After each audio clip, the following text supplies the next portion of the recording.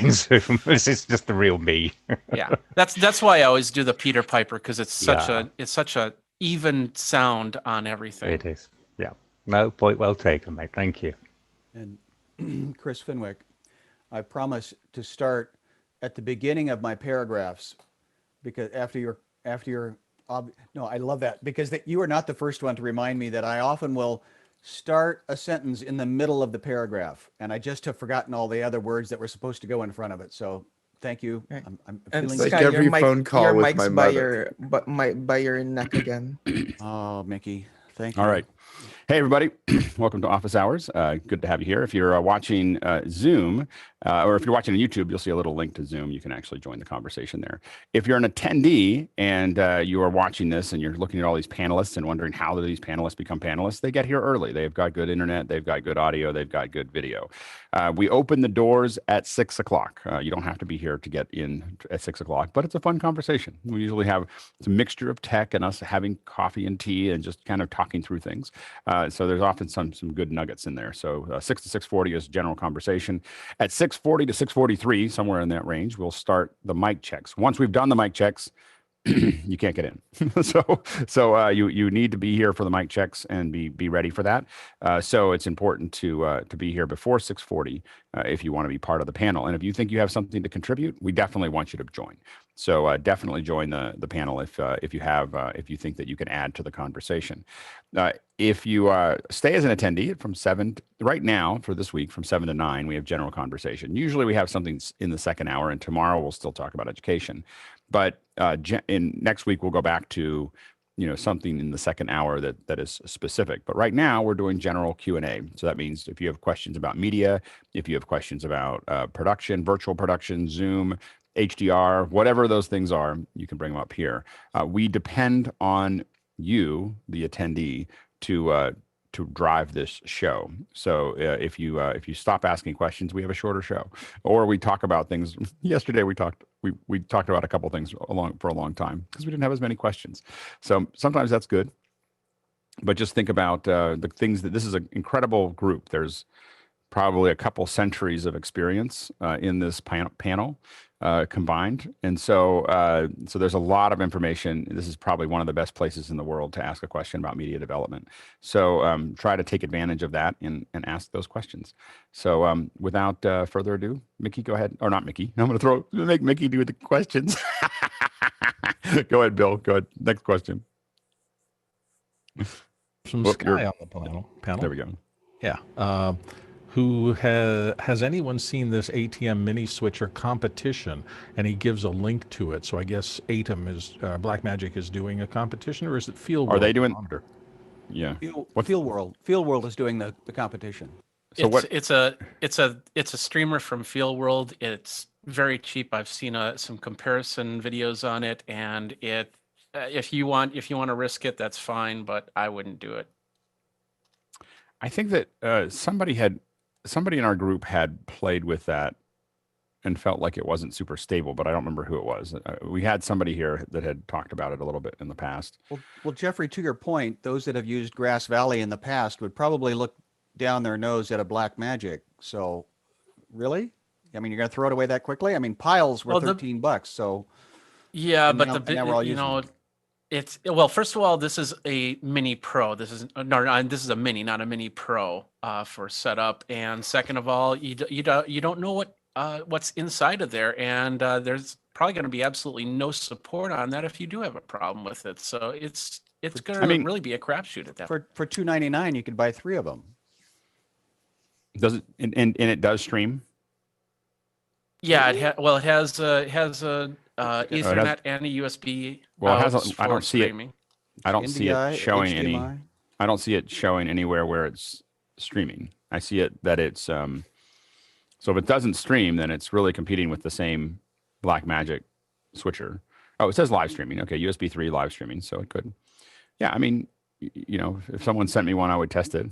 For me, the issue is that for me the problem with Blackmagic, or not the problem, but the reason that I stick with Blackmagic is the ecosystem. So that's great, but it doesn't tie into the cameras. It doesn't, and also I'm learning something that as soon as I get good at it and I decide to go to something bigger, I now have to learn something new. Whereas, you start at $299 with a Blackmagic switcher, the interface stays the same and all the feature sets stay the same all the way up through the switchers. You just get more tools. And so it's a much more organic. If you think that this is as big as you're going to get and you're doing little things, I think that might be viable. But I think that I also am curious about, how do you load the graphics in and what formats and how do they work? And there's a pretty big ecosystem that's built around what we're doing on the Blackmagic side that would be, I think, difficult to reproduce easily. So and the thing I was thinking, as you mentioned earlier, an ATEM Mini should be in every classroom. So maybe this is the one trick pony that all it needs to do is one thing. And but if I was doing, but I would still get an ATEM Mini for $299, like at the same price. I don't need it to stream. I would still get the ATEM Mini because again, it's a much more robust. I don't know what this control system is, but does it have an API? Am I able to customize it? Can I shade cameras eventually? Can I, can I tie it in? There's so many things that are already there that at the same price. Now, if I was streaming and I wanted to save a couple $100, then maybe I would do that. But I think that when I think things through, and I don't buy all Blackmagic hardware, there's things that I do differently because I don't think that they have solved those issues. But in the areas that I do, I think as someone who owns a lot of Blackmagic hardware, I think twice about buying something outside the ecosystem because of the integration.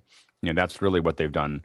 Well, the integration, for instance, that I was using yesterday, which is a little bit, I digress a little, is I'm looking at a live feed from my camera in DaVinci Resolve. I'm setting up the shading for that camera in Resolve. I'm building the nodes. I'm getting, and then I'm saving the LUT out of Resolve, and so I'm looking at the live feed from the camera, building my LUT, and then loading the LUT into the camera. So and that kind of integration. How are you getting live into Resolve? So I have an Ultra Studio Mini, Ultra Studio 4K Mini, and Resolve sees it, and then you go into the color preferences and hit Command R, and you get a live feed. There's a couple more pieces to it. You have to make sure that all the frame rates are matching, and everything has to match, or you just get a black screen. But when you do that, you now have a live feed from Resolve. From the camera into Resolve, and then you can sit there and I can shade the camera. So I'm looking at the raw feed shaded. So the LUT that I'm building is the LUT that I want. Like I can make it look exactly the way I want it, and look at all the scopes and everything else I have in Resolve. Then I save that LUT out and I can copy it to all my cameras. This is in the scene that I want. And that's just a small example of, and that now I can do that, but I can plug my cameras into my switcher and I can also shade those cameras further. The exposure and any fine color changes or whatever can be, shaded there. But the point is that whole ecosystem is impossible to produce anywhere else, and so that's the thing you just want to kind of keep in mind is when you step outside of that, you're in a place that you might save a couple $100, but I guarantee you'll pay it in time. And I will say that I'm not stingy about money, but I'm super stingy about time.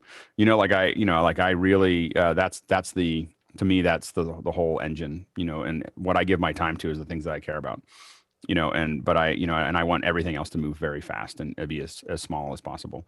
Jeffrey, and then Mickey.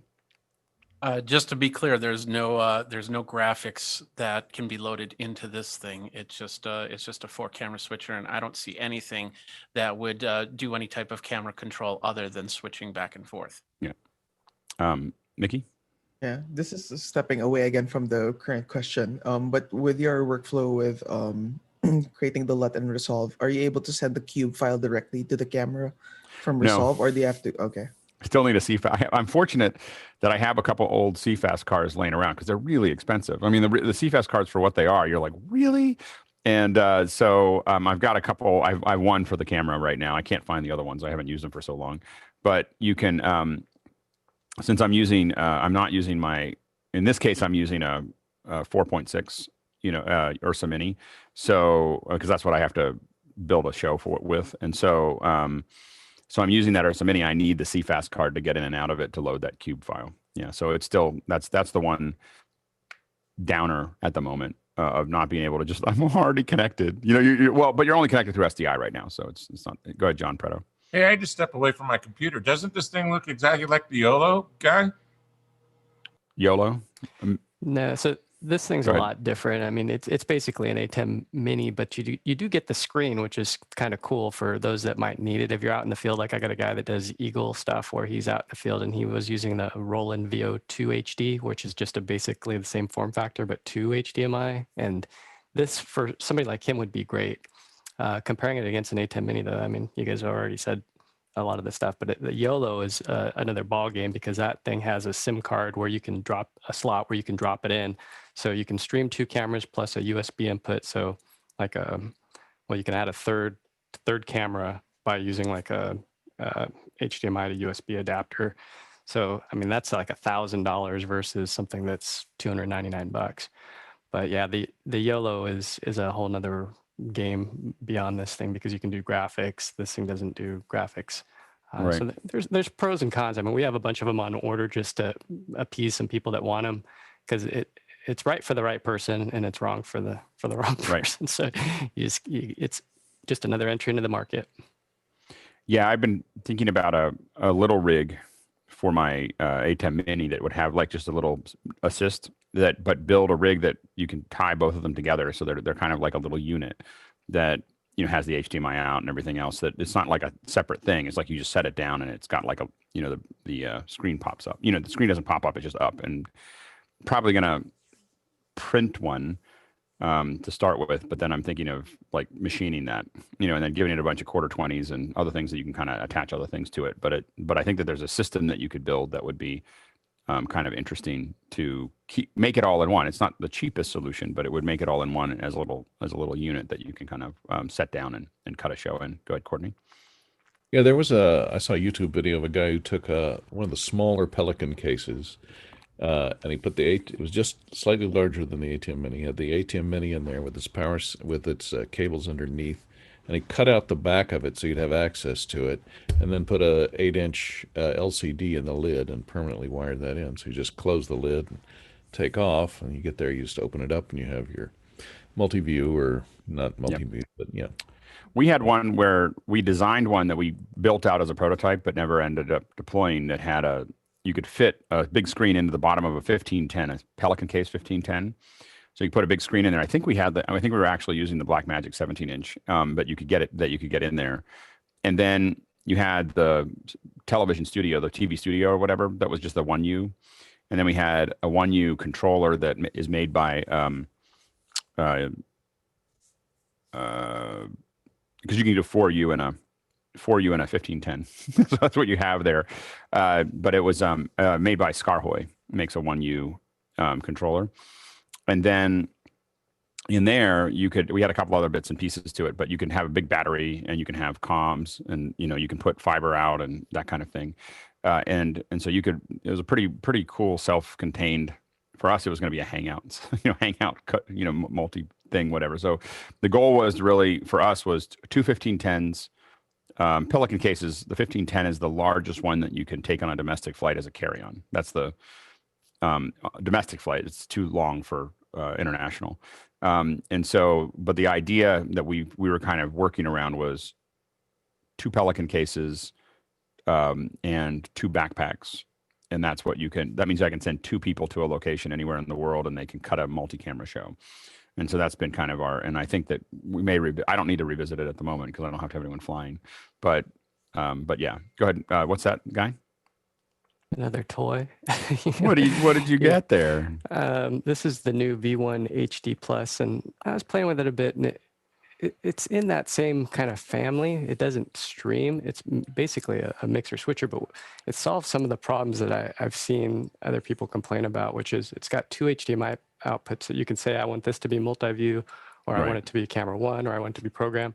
XLR ins, and then audio controls and headphone out. What do you know? A real headphone out. And then the T-bar, that's nice. And then the other cool thing is that you can actually move the picture in a picture around. So using these controls, you can scale the picture in a picture and move it around. So it's a pretty unique device. And how much is that? I want to say it's like $1,200, Yeah. 12, 1,300, somewhere in there. But cool device worth looking at for if you're in that Really? market. RCA plugs on the back? RCA plugs? Yeah, does it RCA have, for consumer line level plus XLR plus 1/4 inch. So you've got the whole gamut. I mean, for this thing's small compared to, I can't lift it up because it's. I can't Yeah, believe I'm there's too many excited about cords. RCA plugs. as the a important thing is, possible does it have solution. scan converters on the way in, or can you mix resolutions? It does. It does. So compared so- to ISO size wise. Again, that gets back into the whole ecosystem issue. Like if you look at what Victor's been doing, the ability to, I think until recently, I didn't really get Resolve because I think Resolve's a waste of time. I don't understand why Blackmagic is doing all this Resolve stuff. But now that I've dug into it a bit more, I'm getting how useful a piece of that. So like for instance, ISO being able to save out your edit, and be able to open it in Resolve, and you've got, your ISOs and your edit there is pretty powerful, as far as an ecosystem goes. Go ahead, Jeffrey. Speaking of which, there is a new Resolve that's going to be announced today. Is it today or Monday? I think it's Monday. Oh, Monday. Yeah, you're right. Yeah. So my plan is I need to check a couple pieces of schedule, but hopefully we have an event that day. So I'm not sure that I can helmet yet, but I do plan to, if people are interested, we would do a second ear on Monday, but I might need to lean on either Phil or Fenwick or Bill to kind of keep it going if I can't be there the whole time. I might be there for the beginning, but we've got an event going on at the same time, and I may have to put some time into. So, but I think that for any of the major ones, especially ones in our sphere of interest, I want to try to do the second ears, even if I'm not there. I want us to get together and keep on playing with the idea because I think it's really compelling. Go ahead, Chris, and then Mickey. I was going to say, speaking of Resolve, in a couple of weeks, I'm hosting a couple of panels at the Final Cut Creative Global Summit. That was about Resolve? No, about Final Cut. Okay. But speaking of Resolve, that would be choice. Like, hey, let's talk about Resolve in the Final Cut Summit. Yeah. When is it? What days are those? It's are the like I'll look it up. It's on the Google. It's like in 2 weeks. Well, to that point, the LA Final Cut user group is no longer the FCP user group. They've broadened it. Yeah, that changed a long time ago, right? That's my point. The one thing I'm really interested in, Mr. Fenwick, if you find out, is whether they're going to stream, or Mr. Gollner, whether they're going to stream the public, the one of those things publicly rather than have it all be. Did we hear anything about that? I'm not entirely sure. I'll try and find out. For now, the implication of the website is that you have to pay. You have to sign up for the event to be on the Thursday event. It's Thursday, the 18th, I think it is. Thursday of the week after next is when the Apple Day is, which is, they say, streamed from Apple Park. But if you sign up. Okay. Mickey? Yeah, along the same lines of announcements. I don't know if we have like a big enough announcements. A big enough audience here or enough interest here, but Avid has an announcement regarding Pro Tools on the 12th, I believe. But I think based off of their little hints and their invitation, it might be new DSP cards, which I don't know how much interest there is here. But I don't. I used to be so excited when Avid was working, but my stomach just kind of went. Well, I should ping in here too. I'm doing a thing at the Creative Summit on building pitch videos to get work. So. Oh, nice, good. So let us know what those dates are and the times and dates that you guys are actually doing it, and I'm happy to promote it. I think that it's generally a great summit. So we should, if you're interested in Final Cut, it's worth going. Very good. Yeah, but find out the dates and we'll put it in the little thing to make sure people know that it's there. Jeff Greenfield is working real hard on the schedule right now, finalizing everything. So I'm sure as he gets it rock solid, he'll promote it to heck. Jeff Greenberg's working really hard on it too. Oh, did I say Greenfield? Yes, he did. There's another Jeff Greenfield who was a political commentator in the 60s. I'm sorry, Jeff. Next question. Next question comes from Johnny STS, and thank you, Johnny, for doing the diacritical so I can pronounce your name somewhat correctly. He's in Manila, and he says, I've been considering getting a 360 camera to show viewers with a live behind-the-scenes look at some of my productions. Are there any 360 camera recommendations in the group? So for ease of use, and portability, and it just works. The Theta series is what I've leaned towards for a long time. You can get a lot of ones that are more complicated. I think that there's a bunch of them that I've used a lot of them. I've used everything from like Insta360s and Thetas and Ozo. I still have an Ozo around here somewhere. So I've done a wide range of them, but the one that I carry around to show behind the scenes is my Theta. It's just the easiest one, and you can shoot little videos on it. If you're just doing behind the scenes, I would recommend it. The Theta V series, I think, is the highest one right now. It's got a little bit more resolution, and it's just really simple to use. And there's no stitch issues. But the Insta360 would be the other option, I think. Go ahead, Jeffrey. Yeah, the Theta, I love the spatial audio on that, but this is the 361X. I used this when last year or so. And that's the Insta360. That's the 1X. They just came out with a newer version that actually, I believe it has a little LCD screen that you can see what's going on in the camera. But these are great. You get like the little invisible selfie stick. You put it up in the air. It's like a little drone that you can fly around inside and get some great shots. Yeah. But the Theta V, I think, is the one. Although I think that there may be a new. Let's see here. Is there a new one? I haven't bought a new one for a while. There is the new. I guess the Z1 is the new one there, and the resolution is pretty high. You're getting videos at 6720 by 3360. It's doing 4K at 2997. So it's not stereo. It does do, it supports 360 live streaming. And so, I'm even tempted to get a Theta, now the new Z1. It looks like I've been okay with, I will say that I'm okay with the smaller ones. I've been fine with, I'm probably 2 back. The V is or 1 back. The V is the one that I'm using. Anyway, great cameras. And I've had them since the very first ones, and they're probably the easiest one. And what's nice, you can take a picture and just take music. I just go like this all the time. You'll see pictures. I noticed how much hair I'd lost because I have many photos at the top of my head. But you can also put it on a tripod, run it from a camera. One of the things that we did with the Theta, as an aside, I think I might have talked about this before, so I'll make it quick, but at a wedding, if anybody out there is doing weddings, if you want to add 360 to your wedding, we shot with an Ozo, we shot with a bunch of other things, but what we did is Nick Justishin actually brought a big half dome that we put out in a yard. This was out near Monterey, actually, and it was at a really nice wedding facility there. And it wasn't Monterey, I guess it was Carmel by the sea or whatever, but just near that. We put a half dome out so people could come and look at stuff that we had shot that day. They could sit down on little cushions and listen to some music and look at 360s. And the thing that was the most popular was we showed the bride and groom how to take images and had them and you put them on a selfie stick, and you hold it out and take pictures and take videos and everything else and do toasts to it and everything else. And that worked really well. But what really took off was we had a little stand. We were using the Matthews micro grips. And we had this, it's got a little base, a little weighted base with one little quarter 20 pipe that comes up. And so we screwed it into the base. And then I actually asked the catering staff if I could have one of the, I asked for one of the tablecloths. I bought a tablecloth from them, which is like $30 or whatever. And then I cut a piece of the tablecloth out and made like a little flower. So it looked like an arrangement that looked like it was part of the table, because I knew that the pole itself would be removed by the Theta software, right? The internal software just gets rid of anything right below it.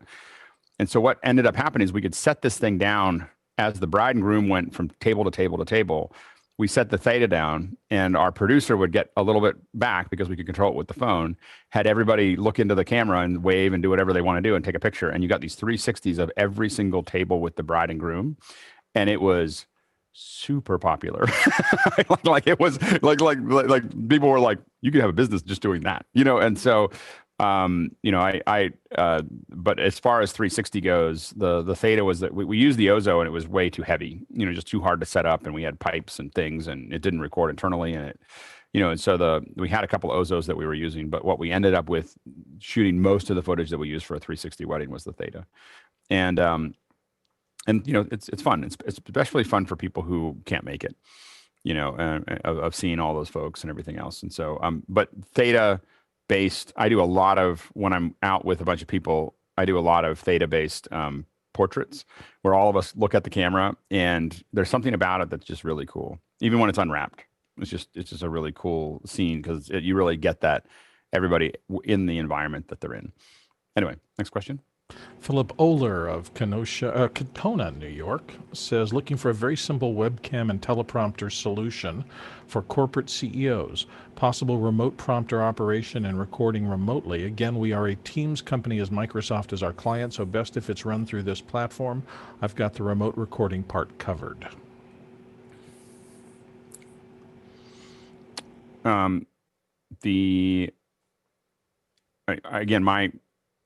Our webcams we're pretty much for that type of thing. We're pretty much solidified around Logitech Brios. We'll use 920s if we don't have the budget, but the Brio, because Zoom can zoom around in it, and it's smaller than the Huddle Cam and less expensive than the Huddle Cam, we tend to we've kind of locked into the Brios.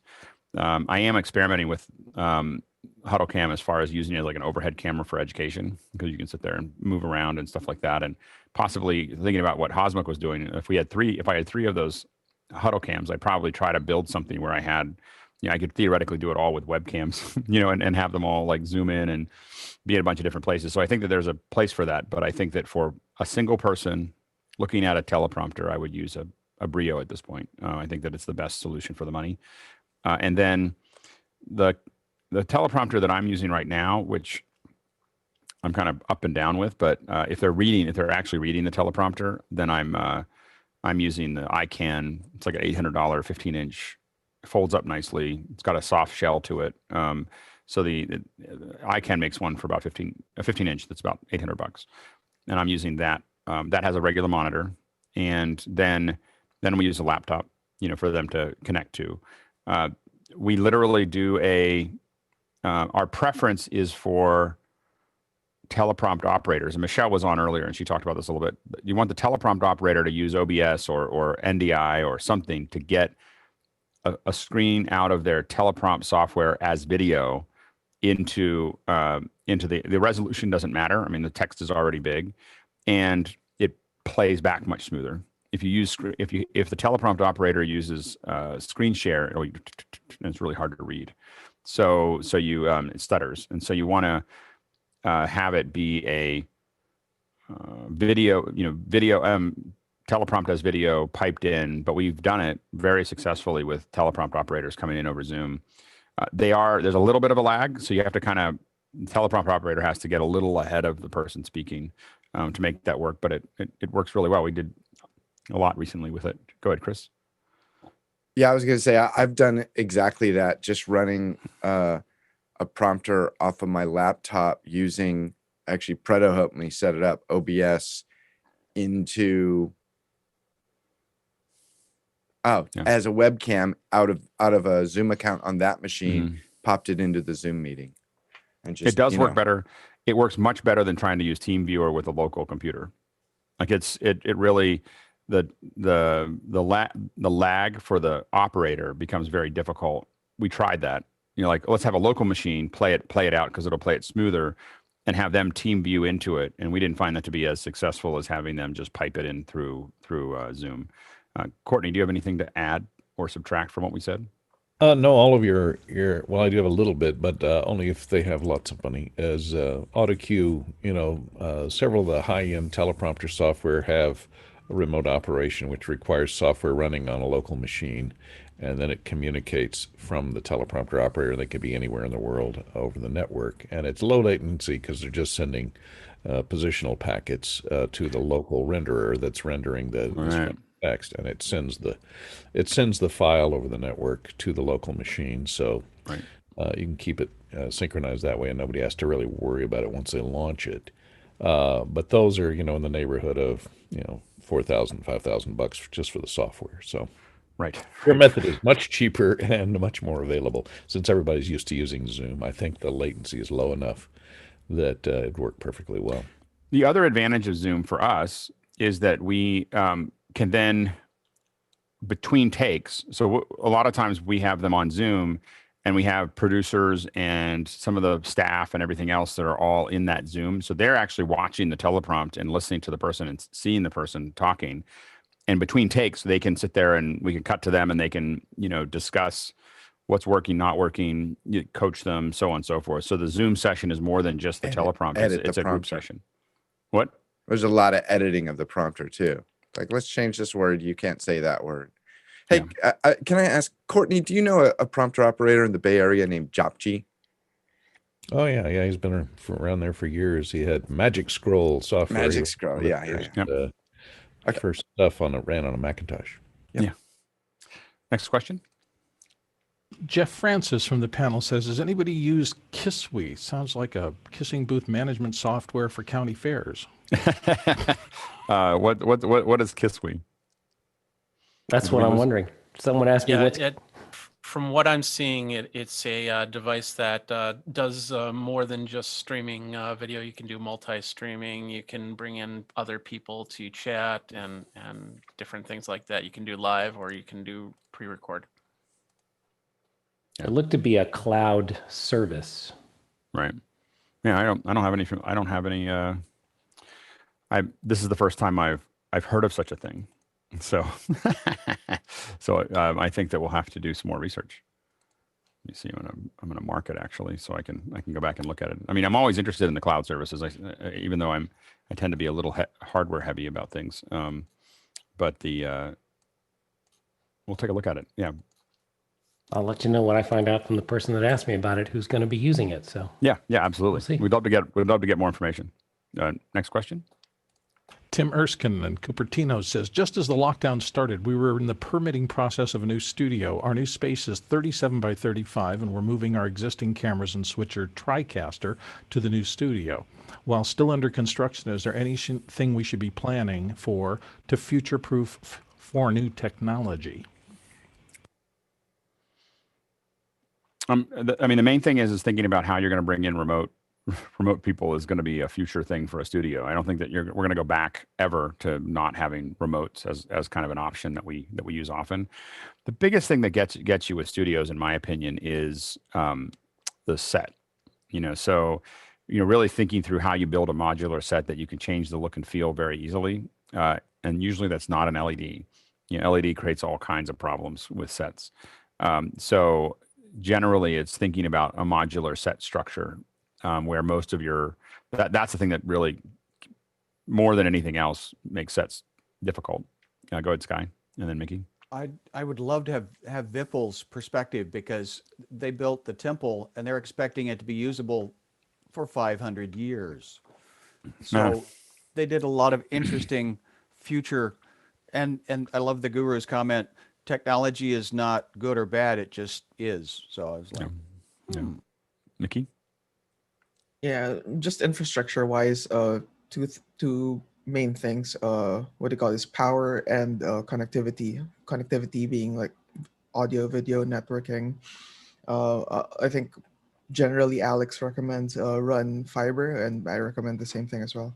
And big conduits, so there's big holes that make, the thing is just know that this isn't going to be the last time you do this.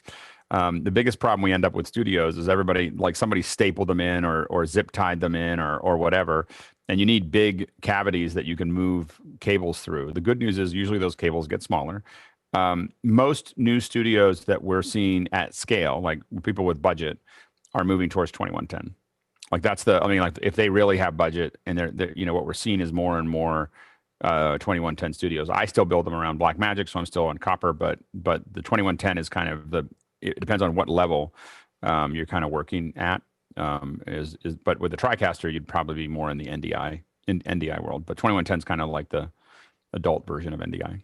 Chris, and then Bill. Does anybody know why, when you go shopping for high-speed internet, and I know that sounds like very 90s, but it seems like none of the providers will just give you a map. Like, say, for example, is it Sonic in the Bay Area, Alex? You have to request it. So you can type in your address and say, is it available? But why can't they just show me a map where it is available? I have had some conversations about that. I would love to know the answer. So if you showed people a map, they won't type in their address, and it makes it hard for you to target where to build next. So if you want people to type in their zip code, because it's giving them a heat map of, hey, I've got 500 people in this one area that have made an inquiry into that. But if you show them a map, they just look at it and say, oh, I'm not in it, and then you don't know where to go. And so it's super expensive to build the fiber. So you can't. So having that information gives them information about where they should be increasing infrastructure or where they should increase marketing, because it's there's a strong interest in that area. But I'm just willing to move to where they already are. They just won't tell me. I have said, like, I've talked to a couple ISPs about, it would really be great to have this is available here in this business building, in this office building, right? Just have a map outside, because I would literally. Sonic is a good example. I would list. I mean, one of the reasons that I moved to 3210, which is where we're at, is because they have 22 fiber lines to the main pop in San Francisco. 22. so there's a lot of capacity, and there's the ability to just keep adding. Like, you could add, that building could go up to 10 gig connections just for me if I wanted to. So that was definitely a big piece of the reason that we moved there. Same thing with DC. There's almost unlimited bandwidth going into 2000M DC. It's a stunning amount of. It's the most connected building in the world that we've seen so far, as far from a live TV perspective. Bill, and then Stephen. So I think I've famously said that I took a hay barn in Scottsdale when we moved onto a horse property and converted it into a studio. And I'm going to pop up a couple of pictures and hopefully give you a couple of suggestions that I figured out. So this is the main space. By the way, that's Amy. If you're going to have anything where you're using people, I like having a mannequin around where you can set up the shot and not bother people to have to do lighting and stuff like that. And she was named that way because Amy the camera at me, and don't bother your wife calling her in all the time. Up here in this picture, if you look at the top, you'll see the sprinklers that they required, but also that every bit of conduit in the entire studio is externally mounted. Nothing is inside the walls. And that was by design to make sure that we could get to the boxes to pull new lines as we needed to. The ceiling has the same thing. There are quad boxes up there, but everything is accessible, and we hid nothing as we were doing that. And there was one more point I wanted to make over here. That's the inside of my control space. You see on this shot that floor is kind of an odd thing. That's because the control room space we built not as a box out into the studio projecting out, but as a 5-sided odd space. And it did two things, the most important of which, for monitoring audio, there were no parallel walls. It was hard to get somebody to do that in this space here, to build non-parallel walls, but it works for the geometry of watching the stage.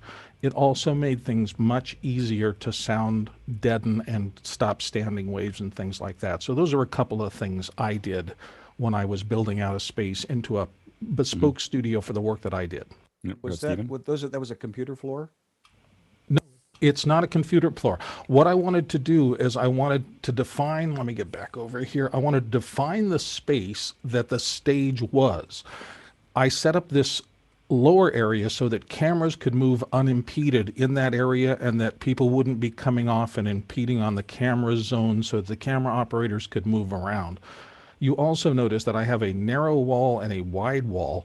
The wide wall was specifically set up for a 16:9 shot, the narrow one for 4:3 when we were working there, but it would be really good. So we have a square or a 4:3 long shot that you can get way away from.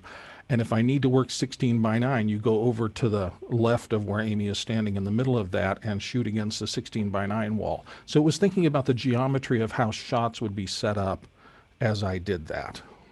Another thing is that for a relatively small studio, like a 35x35, I know you're bringing cameras already in, but Super 35 sensors in a small studio make the studio feel twice as big. If you get out of the 2/3 inch chip, a Super 35 is more than doubling the size of the chip. It means that the depth of field is a lot shorter, and it makes the whole thing feel bigger and more important. And so just something to kind of keep in mind that those larger chips, I do everything I can to avoid using anything smaller than Super 35 on any shot less than 60 feet. You know, like it's like when I'm under 60 feet, I'm trying to use Super 35 just because I think it is much more pleasing to the eye. It compresses better. And so the technical thing is that as you soften that background, it allows your encoder to spend more time on the subject. And so so from a technical perspective, you get more quality per bit with shorter depth of field, and it's just something that we want to always kind of consider. Go ahead, Stephen, and then we'll move on. Yeah, for Chris around here, you have to go look for the sonic fiber. I took a walk with a realtor and somebody down near Meyer Sound, 2 blocks off of San Pablo. There's no fiber, and it stops at Meyer coming in from Berkeley. So, getting into your part of the world, it's going to be hit and miss for a while. So you got to just look up. Next question. Next question comes from Eric Hall in Mount Vernon, Washington. And Eric says, is LUT the same as color profiles in still photography? I think it's very close. I mean, it really is. It's taking the transformation from a relatively raw log image and making it what a LUT is doing.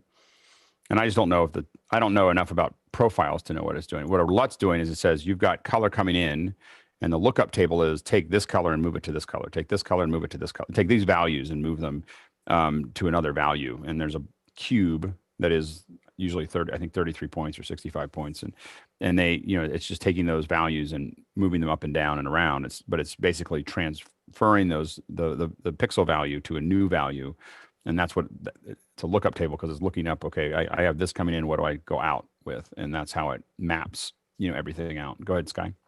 Well, LUT, L-U-T, lookup table, is a spreadsheet of saying these values are at this point. Right. Oftentimes in a profile, those are presets, and you can get preset LUTs. You can buy whole packages of looks that other people have gone into that spreadsheet, and then you point to that series of numbers and give you that look, just like Alex was talking about earlier. But a profile often are those presets, which is like old TV look. But you can still, profiles for stills, you can still build your own and then save them out as a profile. So I think they're related to each other. I mean, they're not identical. Next question. So Alex from the panel and from London says Blackmagic streaming their announcement of Resolve 17 on Monday, Tuesday in Australia. What do you expect to see, and what are you hoping for? Anyone have any guesses? Crickets. I can't talk about it. so I can't, this is out of bounds. So magnetic timeline. Magnetic timeline. That'd be funny. Yeah. So I know we'll see we'll see on Monday what's coming out. So yep. Next question. I heard they were going trackless. Trackless. Yeah. Exactly. I want. I don't know what I want. I was going to try to say something absurd, but I can't think of it. Hey, Mickey? Hoping for AAFs that work. Oh, not that he's bitter. So can you explain that a little bit? Yeah, that was something we just kind of wrestled with, right? Yeah. I've never had any luck with AAFs, and back then even OMFs from Resolve. So what a lot of people end up doing is send an EDL to Premiere or Media Composer and get the AAFs out from there. That's crazy.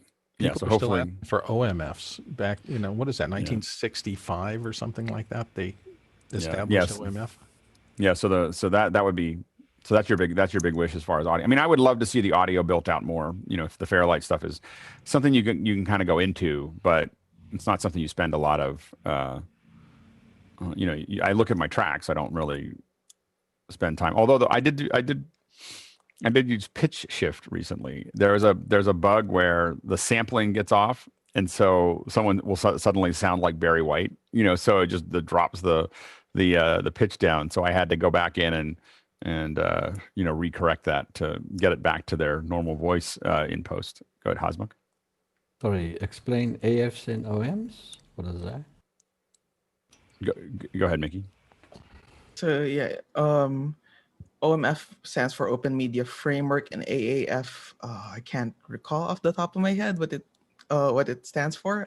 Someone can fill me in there.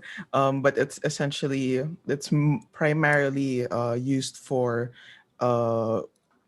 moving timelines from between different pieces of software. So like typically like an audio post-production workflow, to get the timeline, the audio timeline into say Pro Tools or Logic or whatever, you send an AAF out of the NLE and bring that into your DAW. And now we're yelling the alphabet at each other. In the practical terms, like, so for instance, in a recent project, I needed to have, we finished the whole edit, but it's just the raw tracks, right? And so then you package that up and send it to Mickey, and then I get tracks back that have all been cleaned up and they've been put where they need to be and they're all laid out and but it's that wrestling of getting that content out of there and getting it out correctly and hopefully starting correctly, which, we're working on. So anyways, Sky. And then Bill. Well, that you kind of said it with the packaging. It's physically, it was the partnership. Originally, one of the original ones was between Avid and the audio. How do you get good quality content, your media, and the times of when that audio was in that location and all that time, and then you hand it off to an audio engineer that knew how to manipulate, and then hand you back a clean, often was a stereo pair or a set of files according to way you were needing it be delivered to the network. So go ahead, Bill, and then Mickey. They're basically just text files, and what they are text files that describe how the audio needs to be patched and the levels of it and everything that you send out of one NLE that hopefully the next NLE can read, so you don't have to start over and reset everything.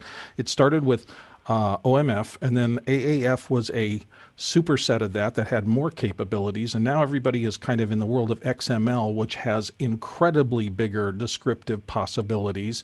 And then there are specific XMLs like Final Cut Pro 10 XMLs that describe things that are way outside of like the magnetic relationships between clips and things like that. So it's old, medium, kind of new, and then the newer ones who are used today just carry tons more descriptive data than those old text files. Go ahead, Mickey.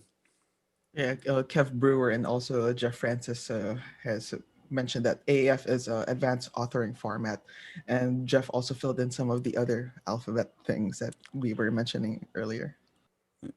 Yeah, Great. thanks for that, because I was quite glass-eyed initially in office hours.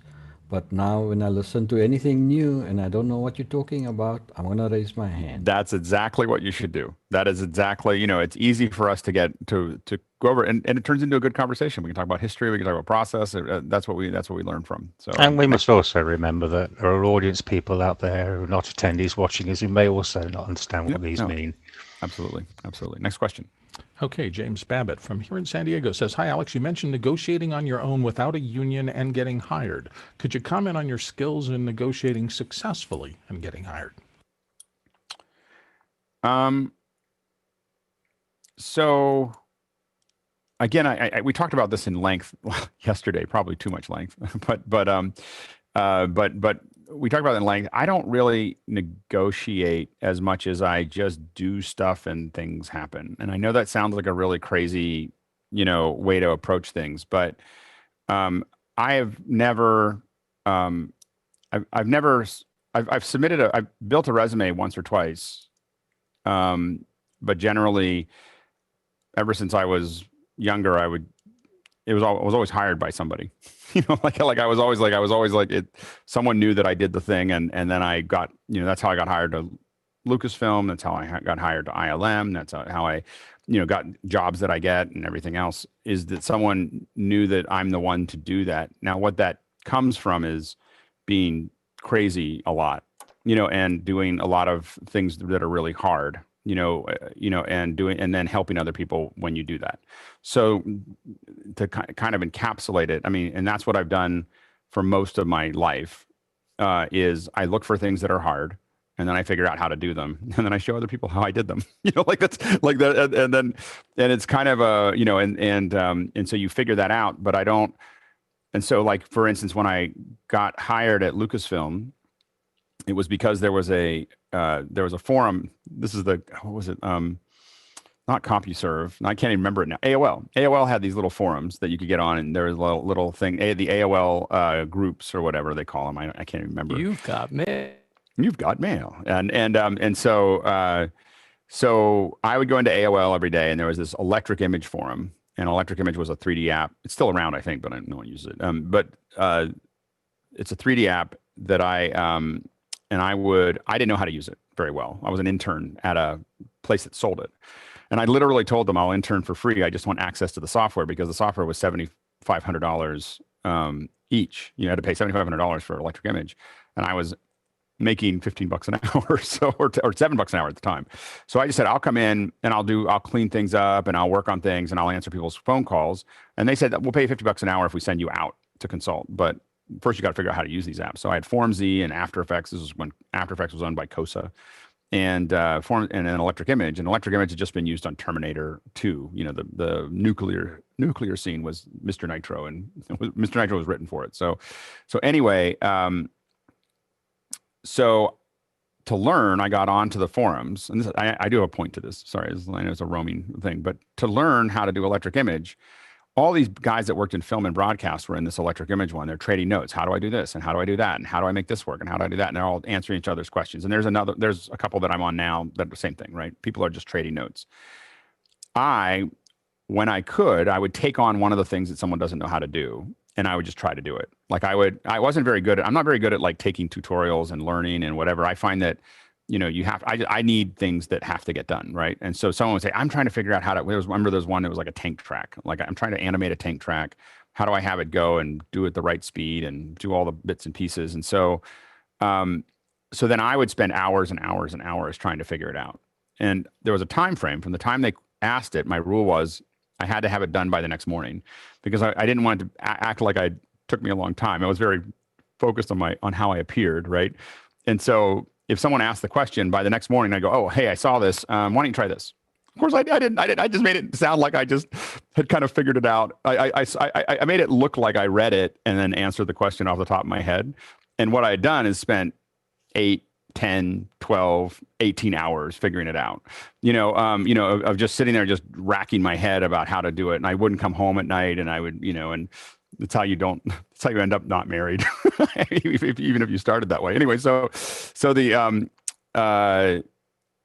but I worked really on those things, and what it allowed me to do is get better. Like I just kept on getting much better because I was solving their problems, in that process. So anyway, why that's important is that then when Lucasfilm was looking for a previs artist, they pinged Electric Image and said, who should we look at? And I had done some other stuff. I had written some articles about Electric Image, and I had done, and I had been a demo artist for Electric Image. They pointed it, and as soon as they gave them my name, what I didn't know, of course, is that the person at Lucasfilm that was accountable for hiring me was a lurker in that group. So he'd seen me putting up all these answers all the time. So he immediately knew who I was, and so then I got, they brought me for an interview, but it was mostly just to make sure that I was normal, that it wasn't about my skills. And all I did, I literally but the point is that, I challenged myself to do stuff all the time. And then I was helping other people doing it.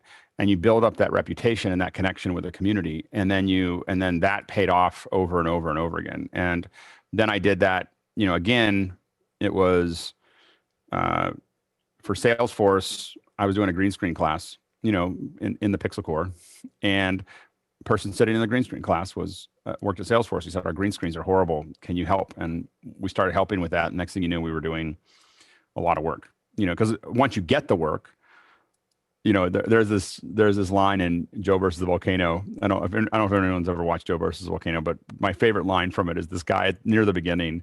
And he goes, I know you can get the work, but can you do the work? I know you can. He's talking to somebody else. He's like, I know you can get the work, but can you do the work?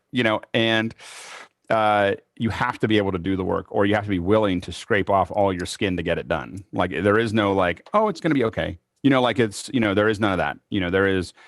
You will absolutely get done what needs to get done, and doesn't matter how many hours or anything else that it takes. Now, if you manage it well, it doesn't kill you, but if you don't, you do what needs to get done, and you get that reputation, and there's not that many people that do that very well. And so as a result, you can get to the top of the heap pretty fast, if you just, are willing to do what it takes to get it done. Anyway, so Salesforce, we just kept on growing on that. And then, we built up some capacity, and then this intern was at Leo's, and she was smart, and I liked her, and we hung out and we talked about, tech, and I was the one person she could geek out with. And so we just became really good friends. And then she ended up at Google Live, in the Google Live team, figuring out Hangouts, and brought me in, and, and then she went to Facebook and brought me in again. And then, but it all is these relationships. For me, it's always been these relationships that I have with people that, I do try to manage those as carefully as I can, like that is of doing the best I can to, I don't do it always right, but I do try to manage those things. And, I have a couple things like, if I'm working for somebody, especially, and I'm working on site, I'm there before the person that I'm working for, and I leave after they leave. And we will play we've had some clients that play like a chicken game with us, where they try to get in earlier and try to stay later, and we will just keep working. We want them to, at the worst cases, they leave and we go out with them, but we don't leave before they leave most of the time. And we have it as kind of an internal game that we play around that, because when you're ever present in that area, you build up a reputation, within the team. And so, but everything is about, you get a hold of that thing and you get it done. And the heart, it's a matter of, you get that thing that comes by, and then you have to execute, really, really effectively. But I don't have any negotiation or sales tactics. I don't really know how to do any of those things. I don't know how to market. I don't know how Google AdWords work or any of those things. And I don't have a resume. I built Pixelcore as a production company without a website. And we're a streaming company. It was like, we're a streaming company, and it doesn't say anything about it on the website. If you go to the website, it was all about training. People were like, but that created a mysticism of Pixelcore. Is like, they don't, like you were working with a black ops crew that just didn't, it was like the front door was, or the front facade was a store, and you'd go in the back and it did a whole bunch of other things. And so, one of our clients, so it was Netflix for a while. And when I was introduced, it was from someone from Google, and he introduced me as, this is like the CIA of live streaming. Like these guys are like, they show up and they never do any PR. And we never talked about our shows. We wouldn't even tell clients what else we did. We had one client that said, can you give me a list of your clients? And I said, nope. And they said, can you show me demos? Nope. And then they're like, well, how am I supposed to know if you can do it or not? And I said, well, you got recommended by somebody. That's going to have to be good enough. And that, but you have to build that reputation. And I would say that I don't have any like shake and bake solutions for this, other than, this system that I've built with office hours, or that we've built, is designed to provide an environment for us to do that together. For us to get to know each other, to work on projects together, to find each other. But it's designed for, the whole system is designed for me to find more people to work with, for you to find more people to work with, for us to learn from each other. Like that whole system, the whole system that we're building here is that design. And if people use it, this is probably all you would need if we really took advantage of it. Like it's just a matter of, being part of that community. And we've talked about that a little bit yesterday, and I've talked about it too much today, but go ahead, Courtney, and then. Well, Alex has certainly given a really good explanation of how to sell yourself and get the job. I want to dispel one kind of misconception about unions. They don't really negotiate or get you a job. They don't negotiate and get you a job. They used to be hiring halls, and of course there's available for work list that happens on the unions, so that, people that are in the union that can't get called for a job and can't do it can refer to that and can give you a referral. That's a good thing. But unions just negotiate the basic contract, which is the minimum you can get paid. Anybody can negotiate higher than that. You're not held to that union minimum only. Everyone who gets hired, if they're worth it, if they've got the experience, if they've got the recommendations, can charge way over scale if you want. So the union really doesn't get you the job or necessarily keep the job for you, because almost all union contracts these days are a day-to-day contract. So they can't really, they can fire you. They can come in on a union job and say, we're going another way tomorrow. You don't need to come in. And all the things that I talked about are applicable to that, because as someone who hires folks and someone who does that, we keep, as producers, we keep pretty tight lists of how people operate inside of it. And, for when I do union calls, almost every person is must have. Like, I'm willing to pay the extra, whatever it is, $4 or $6 an hour or whatever, to have my crew, and usually it's a crew that I trained, because I did these trainings with when I was doing a lot of this, I was doing trainings with Local 16. And so I would train them, I would get to know them, and then they were repeat crew. And in fact, when we stopped doing Dreamforce for Salesforce, the best thing that they did was they just took my union crew and put it together, and those guys had enough knowledge in there to keep going. So it was good. But the same thing happens is we make decisions about every day. It's actually in some ways easier for us, for the union, because we can just say, hey, I want to swap that person for somebody else tomorrow, but people who show up, it all comes back down to people who show up on time, people who don't shoot off their mouth, people who get stuff done, people who are dependable, people who know what they're doing. Those are the things that, all still become important. One thing I needed to point out too is there are productions where you may have to be in the union because the producing company has a contract, so you have to be a member. But it's not going to get you the job, your union membership. It does a requirement for working on that particular production. It does put you on a shorter list. My brother definitely got a lot more film work when he became part of 600. My brother's in Local 600, and that's a camera, the camera union. And so he was doing a lot of corporate and a lot of other things, and it took him years to get in. And then once you're in, then you're on that shorter list in that area. Although now he works mostly in LA. so it was like, he's one of the few Steadicam operators in San Francisco at his level. And now he's in LA because that's where he gets called all the time. He has a very unique rig that's not common. So it's anyway, we'll get him on sometime between films. I keep on trying to get him on, and keeps on getting hired again. Work gets in the way. Sky and then Alex. I don't know why I feel I need to say the two words that I continue to ponder into. I mean, I love all the details and the intimate nuances, but value to need. And those are the two keywords that I'm listening to now, because Avid is going to die away. Apple's going to die, all of the stuff. So what is the need of the situation, and where do you fit into fulfilling that problem? And understanding, the only thing I'll say to that really quickly is, number one is understand where you are in the food chain. So, and be appropriate in that part of the food chain.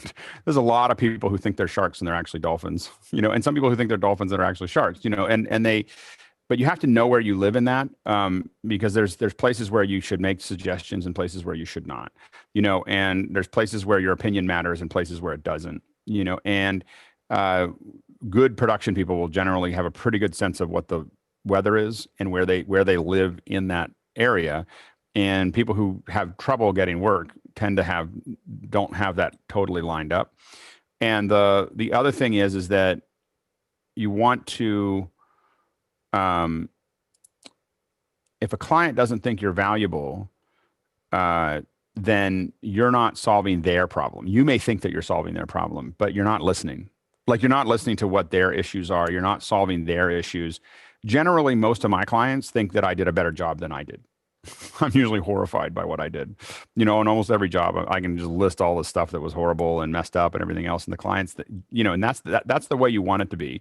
You want to be seeing 8 other things for everything that the client, brings up. And you don't need to show them all those things that are not right.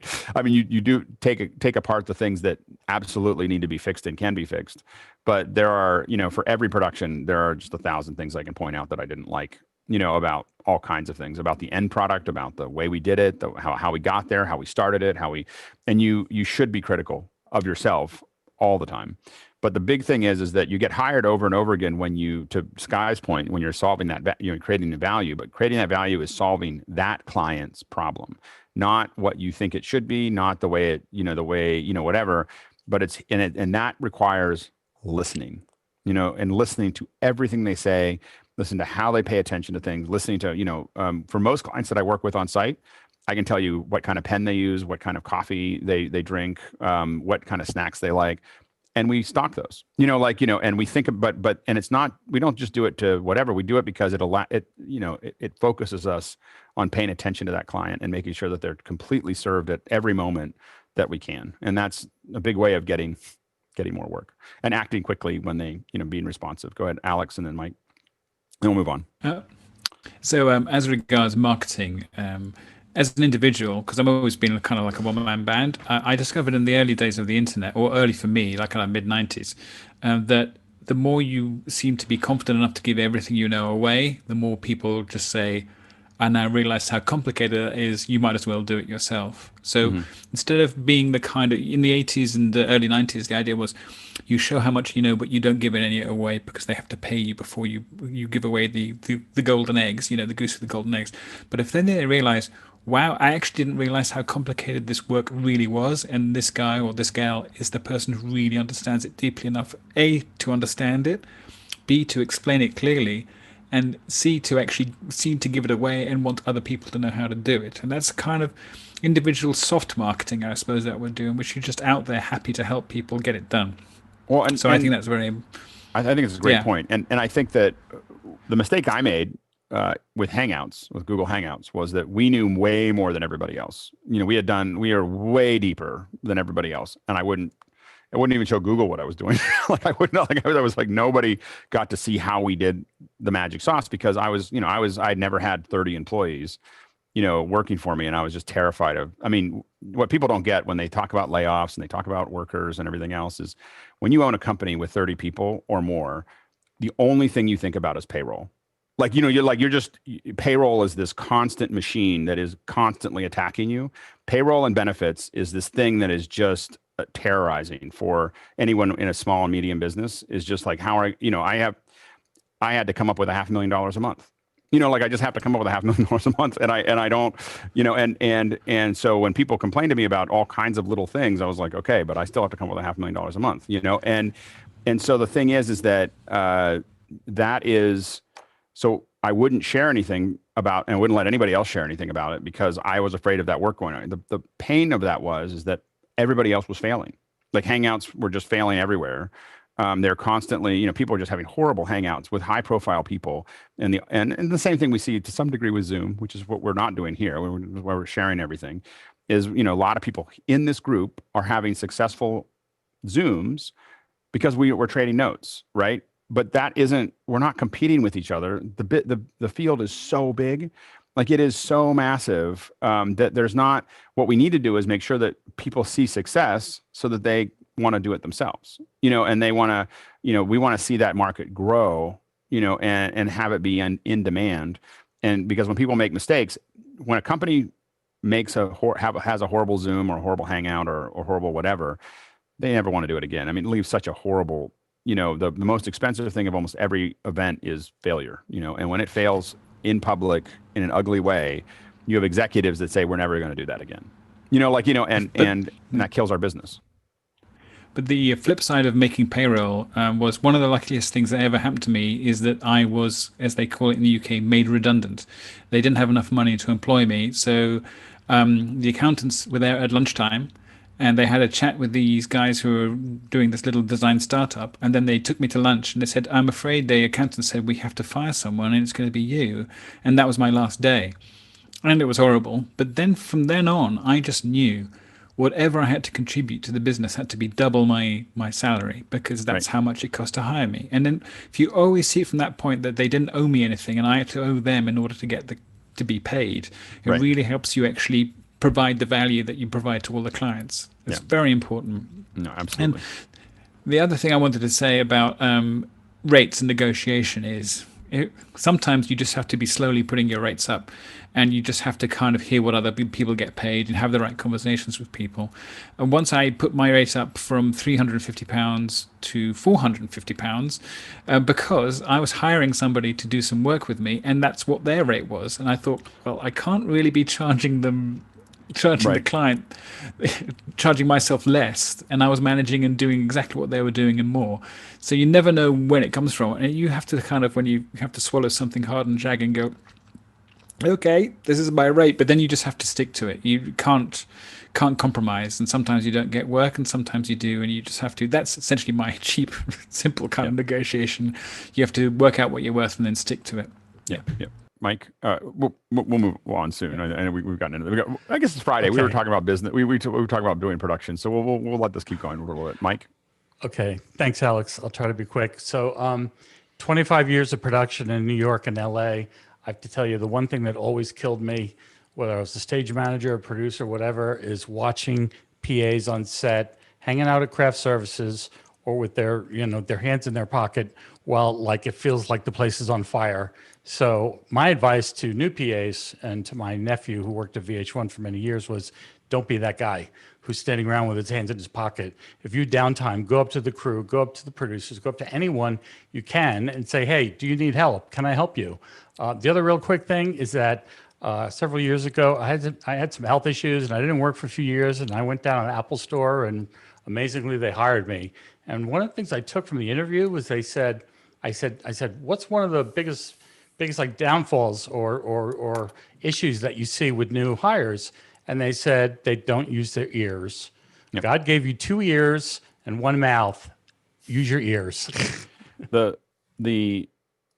With PAs, but with crew in general, when things are slow, the really good crew members, you can just see them watching you or hear them. They're listening for you. They're watching you. They're watching for whatever. It doesn't mean that they're always going up to you and saying, can I do something new? Because sometimes you don't have anything for them to do. It just gets frustrating if a lot of people say it. But the PAs, especially, the one thing they're never doing is on social. They're never on personal texts. People on crews with personal texting during the time, especially if I'm paying you a lot of money.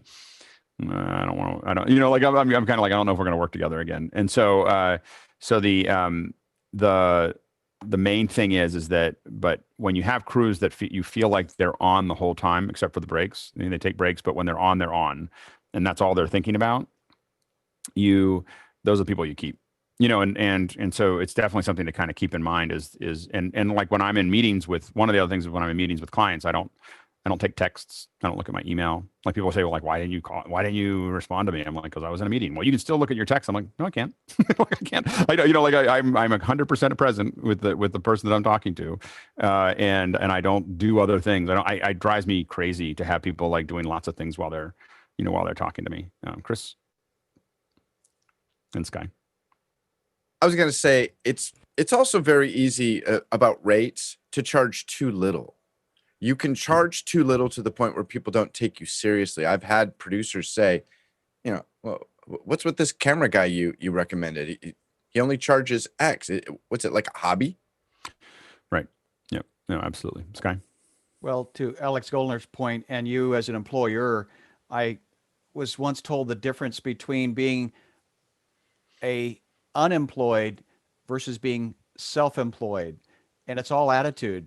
And if you're self-employed, I love the quote that somebody told me. He says, I wake up tomorrow morning knowing I don't have a job. And it takes the ownership onto me rather than putting all that trust onto poor Alex as the employer and Alex Goldner. So anyway, that's the twist, being self-employed. Tomorrow, I know I don't have a job. So Get off your butt. Right. And I guess the last thing I say about that is just stay busy. Like if you don't have work, do something. Like be doing something. Do test projects. Do other things. Do research. Do training.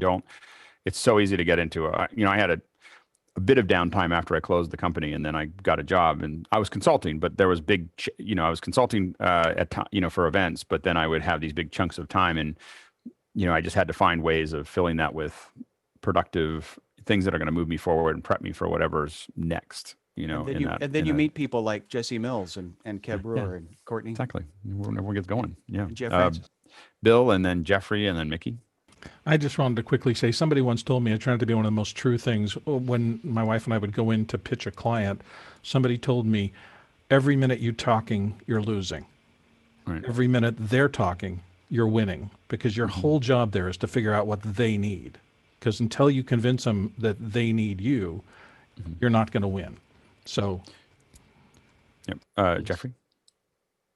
I don't have anything to. Well, I talked about how when I was in unions that they would show you how here's a piece of cable. When you're not doing anything, wind that up, and then unless somebody asks you that you would go in there. But more important, I want to show you this, which just showed up on my doorstep, which is the DJI Pocket 2, which just came out.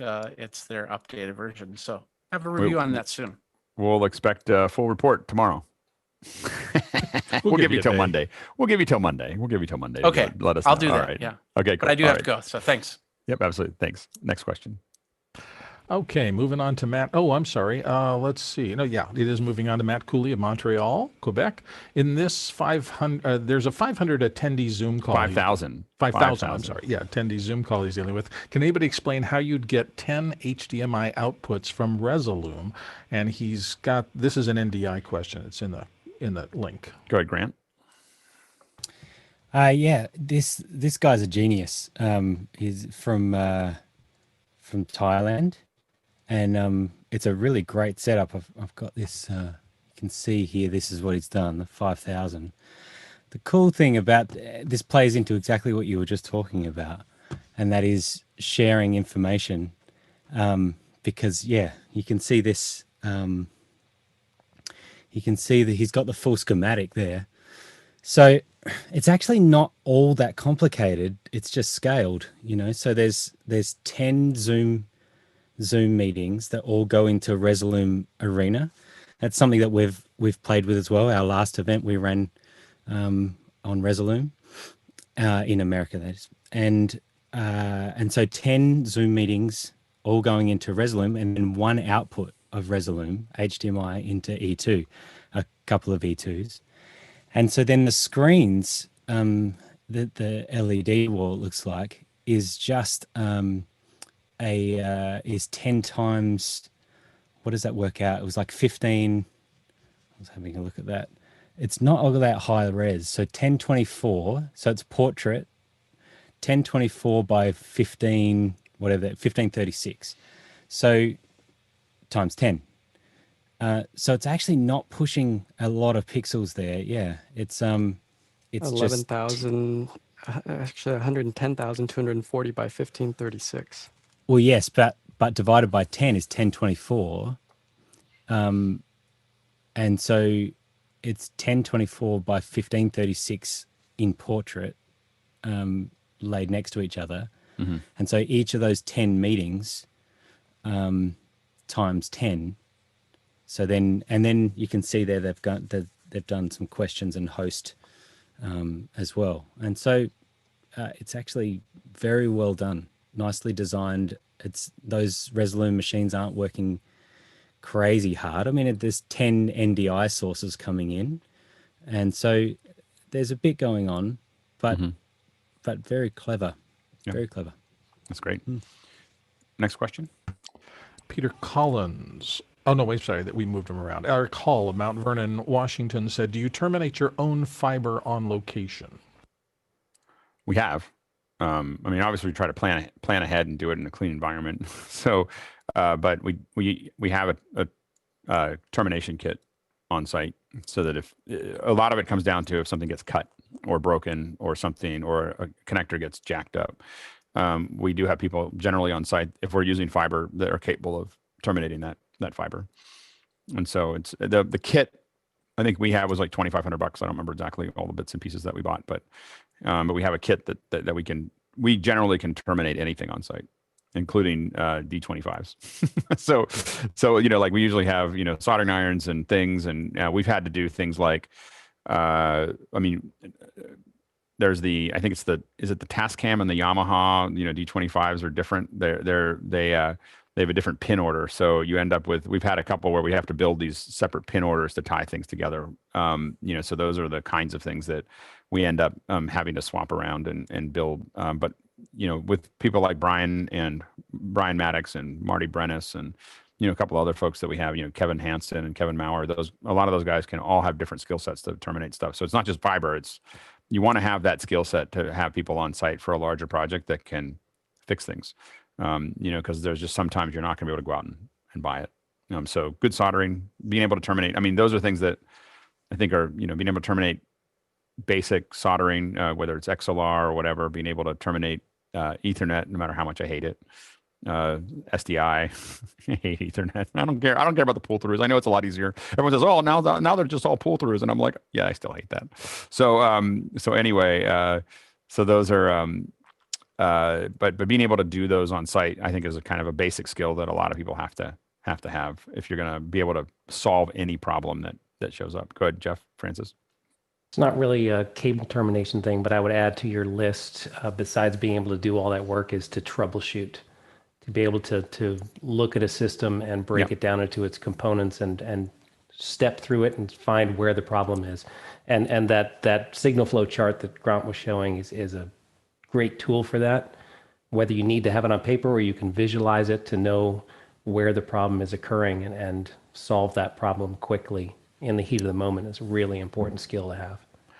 Yeah, I think one of the key skills that I got as a kid is I wrote machine language. I wrote in machine language when I was like 14. I would write apps in machine language and the problem with that is that there's no English to it. It's like crazy, like it's just a crazy language to write in. And so you had to be very organized and you had to know where you could pull out variables to figure stuff out. If something isn't working, you were flying in the dark and you had to know where to reach out. And so I got very good at reduce the number of variables until I get it working and then add the variables slowly back in to get it working again. And that skill set has probably been the most valuable skill set I have. Is when something isn't working, you'll see me very quickly pull everything out and look at just this thing and get that working and then start adding the things that I needed back in very slowly and see what's changing, in that process. And it's a really important skill set to have in production because I see a lot of people that will change 6 things at one time and now you don't know what fixed it. You have to, let's pull this one thing out and see, if that fixes it. And it seems like it takes more time, but it usually is a faster workflow is to do that. And redundancy, having a couple of different ways out of the system. Go ahead, Jeff. Yeah, I see people do that all the time when they have a problem, they immediately change the cable. And it's like, unless you've proven that cable was the problem, and you know that the cable you're inserting in there is actually a working cable, you're not actually going to you may solve the problem by accident, but you're not going to actually troubleshoot the problem and know that you fixed it. Testing tools are really useful too, whether it's scopes, the little audio boxes, the portable video, scopes and so on and so forth, being able to test the signal and most importantly, being able to see what's coming out the other end. A lot of times we had Pix 240s that we had running around just so that we could see, I had a battery and a screen and I could plug it in, like what's coming out of here, and that's something that is oftentimes it's one of the great things about a big patch panel. If you have big patch panels that are true patches, we have these little taps and we just pop them in, hook it to something so that we can see what's coming out of that hole. But a lot of times without the measurement tools, you end up with all kinds of trouble too. Next question. Peter Collins in Vail, Arizona says, how much difference is there between Dolby and Vision sources?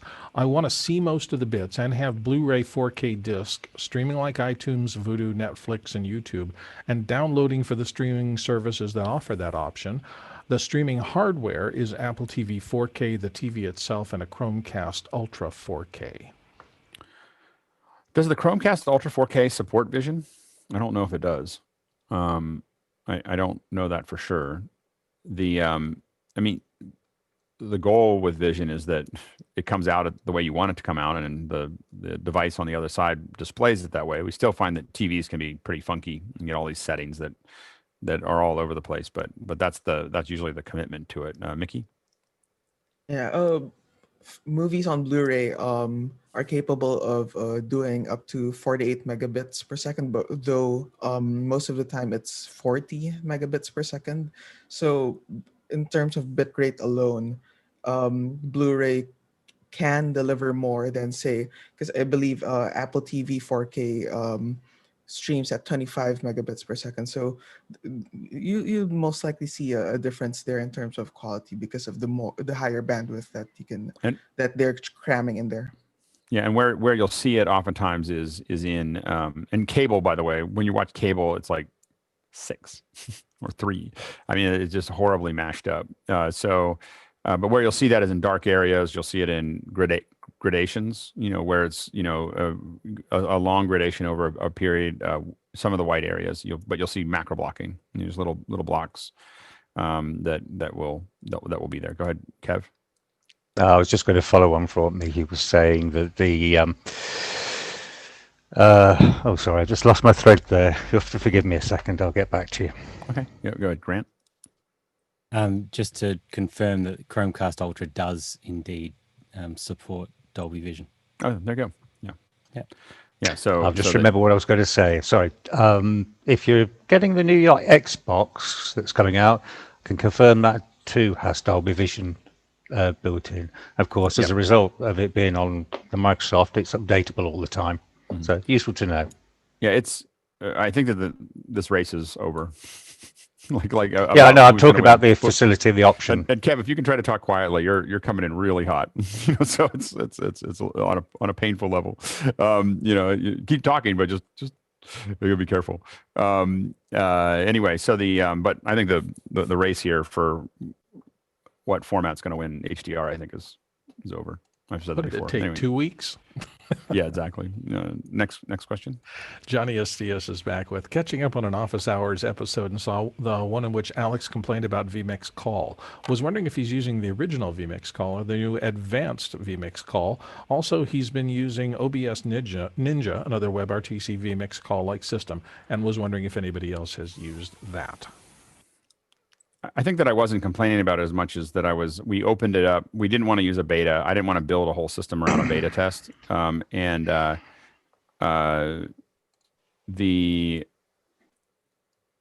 didn't want to build around a beta. The one that we were testing was limited to, you had to set your preferences inside of your browser to figure out what camera you're going to use and what mic you're going to use and everything else. And we found that was not going to work for the number of people that we process.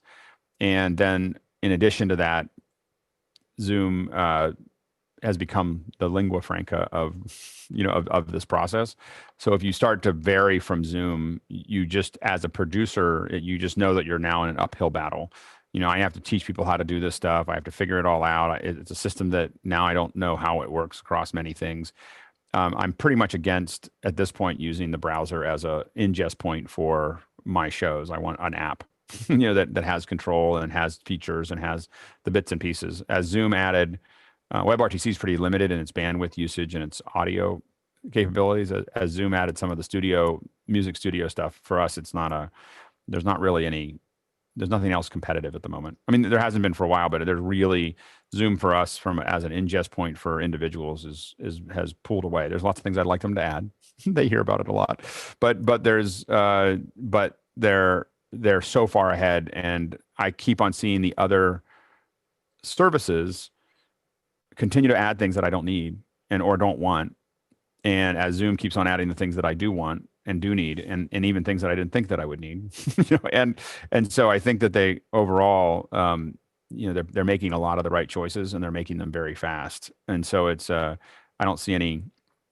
I mean, that's why we're not using that right now. Is just because we'd rather just do it this way because it's just easier. And again, we're dealing with. To put in perspective, last month we probably processed almost 100 people that we have to, that's individuals that have to speak that are getting mics and cameras and things and connections. And, we're dealing at a pretty high number of people where if that system isn't smooth, it gets really uncomfortable really fast. Grant? Yeah, I was just going to add that I find that more and more people now are just so comfortable with Zoom. It's far from perfect, but it's the best. And so I feel like I prefer to put the complexity on my end. Yep. And just make it so much easier for my contributors. Mm-hmm. And so being able to just send them a link, and normally I use a short link that then I can change and I can do different meetings or whatever. And they just hit that short link, it opens in Zoom. And then I can do the complex part of using breakout rooms or whatever I do to make it all work. But from their point of view, they're all of them coming into just that one spot. It's just so easy. And then I've got the added bonus of cloud recording. I can connect to that. I can have, producers in a different location that are connecting. All of that kind of that being in the cloud, it just makes it so much easier than vMix. Yep.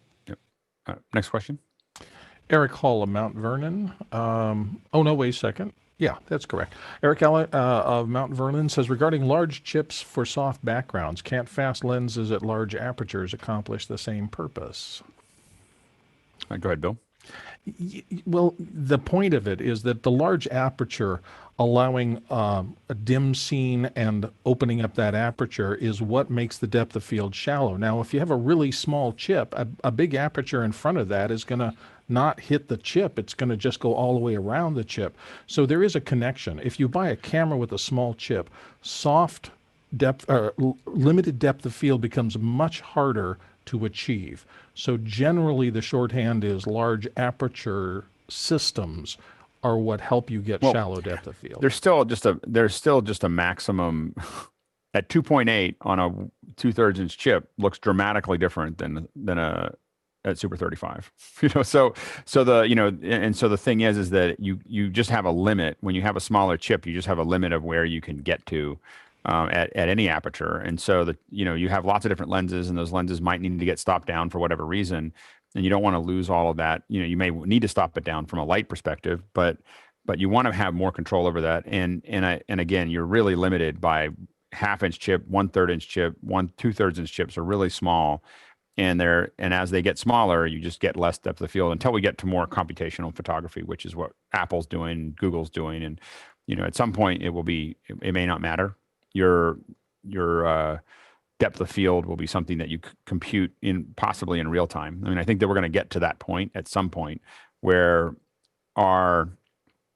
especially now with LiDAR and everything else being incorporated into the cameras, your iPhone, even now, if you use something like Focus, and I think Apple has added some stuff to that as well, you can start playing with your depth of field. Now, you have issues with edges currently, but that's going to get it sorted out. I mean, most of these companies with phones are spending more money on their little phone camera than all of the camera manufacturers combined. There's 60 Minutes 5 years ago, I think, listed Apple as spending 200 engineers working just on the camera, and that's probably 5 times that now, and it's probably just, it's because it is what everyone makes a decision about when they need a new phone. It's why I bought the new phone. It's why I'm testing it. It's why we'll have a bunch of them, is because I need the camera, and so I think that, but in the interim, you can't replace a larger chip. The other thing is the larger chip is also more light sensitive. So the individual photo sites at the same resolution are going to be larger, and that's going to reduce the errata. And when you reduce the errata of light, you end up with less grain. So almost always the larger chip, like if you look at an example of the Canon ME20 is a good example. It is 1920 by 1080 full frame sensor. Those photo sites on that sensor are massive. They're massive. You can take video in an area that's so dark that you can't see it. You can only see what's in front of you through the camera. Like that it's 4 million ISO because they made those photo sites so large. And so by having a larger sensor, the reason that you don't see a lot of full frame sensor stuff is because then full frame starts getting that depth of field starts to become so short that it looks very YouTubey, but it's very difficult to work with as far as controlling your focus. And so Super 35 has turned out to be kind of or APS size turned out to be kind of the happy medium where you have the ability to go short, but you're not tied to it all the time. Next question. Alex Goldner from London and the panel says, I'm interested in making AR experiences with Apple's Reality Composer. Who can recommend the right application to make 3D assets to incorporate into this system? Last time I did proper work in 3D, it was in Infinity. Guess I'll jump into it. No one raised their hand. So obviously the free one is Blender. and my son's learning Blender right now, and he seems to be doing really well at it. So, so Blender is free, and you can build stuff in it. You just need to export. I think Blender may already export USDZ, but if it doesn't, you can export OBJs and then import the OBJs through Reality Converter and turn them into USDZ and put them into Reality Composer. So that is the kind of the pipeline if Blender doesn't do it directly, but I know that they're working on that. The one that I use the most probably is Cinema 4D. I mean, as far as a 3D app, that's what I've used for on and off for 20 years. So, so Cinema 4D's, the interface, you get what you pay for it. It costs more money. There's a subscription to it, and but it's a more full featured app than I don't know if you need much more than Blender if you're not animating. If you're texturing, but the texture tools and everything else in Cinema are a fair bit better than Blender, in my opinion. But Blender is a totally, if you're doing tests, especially, you can do that. Now, the next thing is I want to bring stuff in from what I spend a lot of time on is I want to bring stuff in from the real world into an AR world. And then in that sense, we've done a little bit of work in Metashape. Metashape is the photogrammetry tool that I use a lot of. And then there's a reality, I want to say Reality Check because I have a friend that used to have a company called Reality Check. So every time I say reality, I want to say Reality Check. And it's not Reality Engine, it's Reality Capture. Sorry. So Reality Capture is another one that I haven't gotten as deep into, but it's something we're interested in because I think the business model is better. You only pay for what you export as a final model instead of paying a subscription service, which you do with Metashape.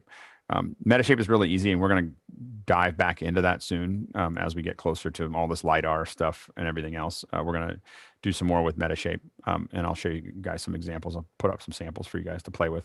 But it's those are the ones that I would focus on. Go ahead, John Preto. Alex, what was the name of that app you talked about that ran on iOS for the LiDAR capture?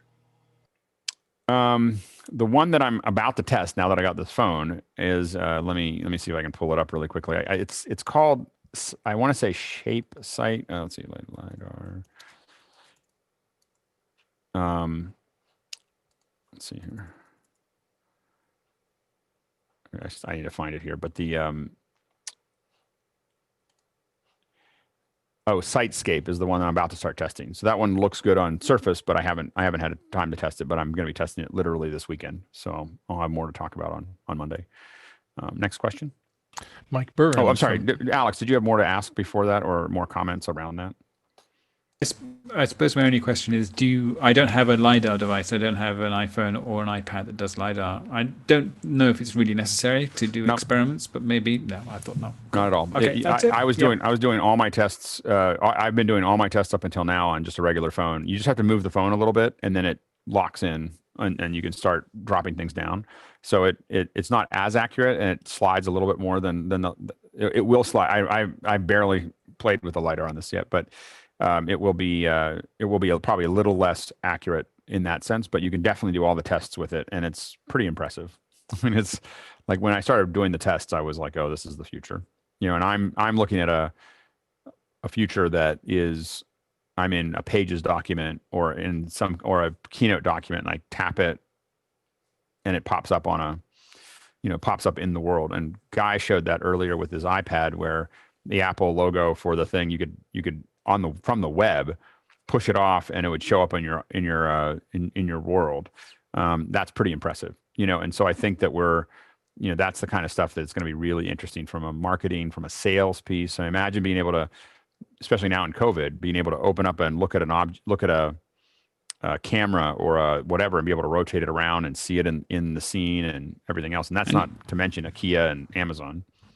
And of course, you can send people, use iMessage, you can send these models to people for people to look at as well.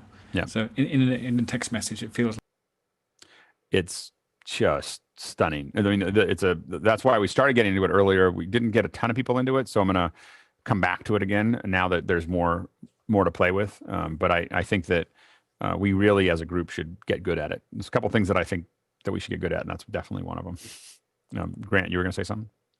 I was just going to ask, it looks like Sitescape is in beta. Is that right? Yeah. Yeah. I got it really quickly. I applied and got it in a day. So it didn't seem like there was not too much of a hill to get into it. So I would definitely just apply. Okay. Next question. We were heading to Mike Burns in Spokane, and on the panel, how do you get 4K video into Zoom? Do you need a pro account?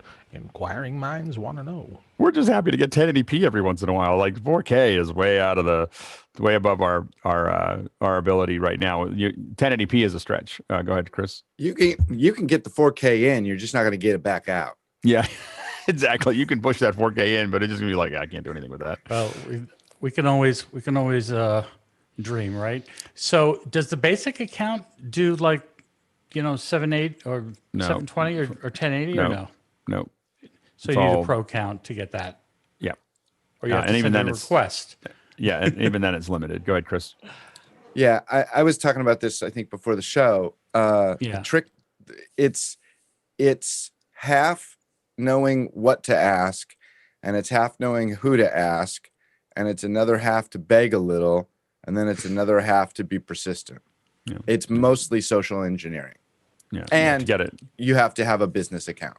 And a business account means that you have to buy $10, $20 a month accounts. And to put it in perspective, I haven't figured out all that math yet, because I spend $1,000 a month on Zoom services, and I still don't have 1080p for my webinar. Not that I'm bitter, but I know it's there. I just know that I can't have it. And so it's that persistent asking. You got to be persistent. It's social engineering. Yeah, exactly. I've been too busy to engineer it, so I'm going to try to do it again this week. I'm from New York City, so maybe I can threaten them also. Oh, there you go. Absolutely. Grant. You can do 4K in Zoom. It's all you need is 4 computers, and then 4 capture devices, and then you drag the pins, you pin them around, and you pin all 4 of them, and you can do 4K. There you go. Exactly. Next question.